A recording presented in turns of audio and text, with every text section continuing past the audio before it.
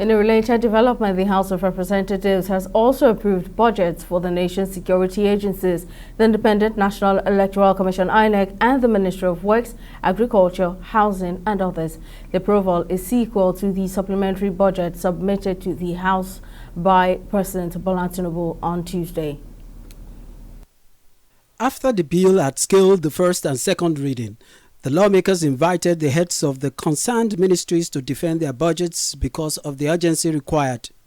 In the budget, defense gets the largest chunk with 470 billion naira, followed by the Ministry of Works with 300 billion naira. Next is agriculture with 200 billion naira. FCT gets 100 billion naira. 100 billion naira goes to housing.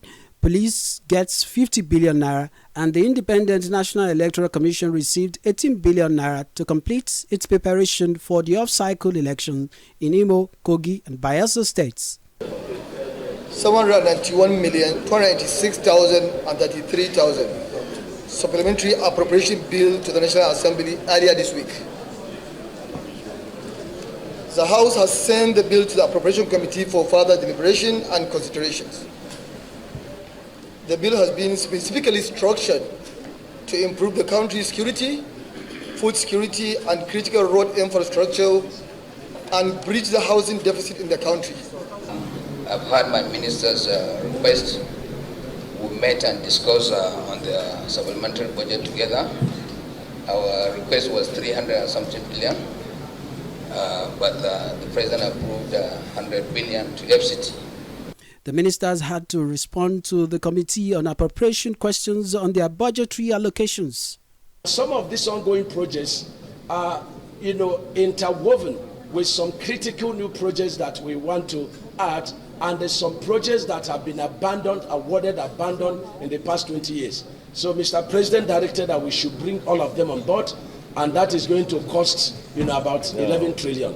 So on the whole, to address our road sector for the next 4 years, we'll be needing about 18.6 trillion. Talk about the completion of rehabilitation and take-off Abuja rail project. You'll agree with me that this one project that Mr. President takes so important and which would help in decongesting our traffic situation. I've been there as I came on board, and Mr. President directed the day the Nigerian Bar Association held the annual conference that you want to ride on this metro line at least in his 1 year in office, and which is a major if we can achieve it, and which we think with your support we are going to achieve it. We have the coming rainy season for 2024.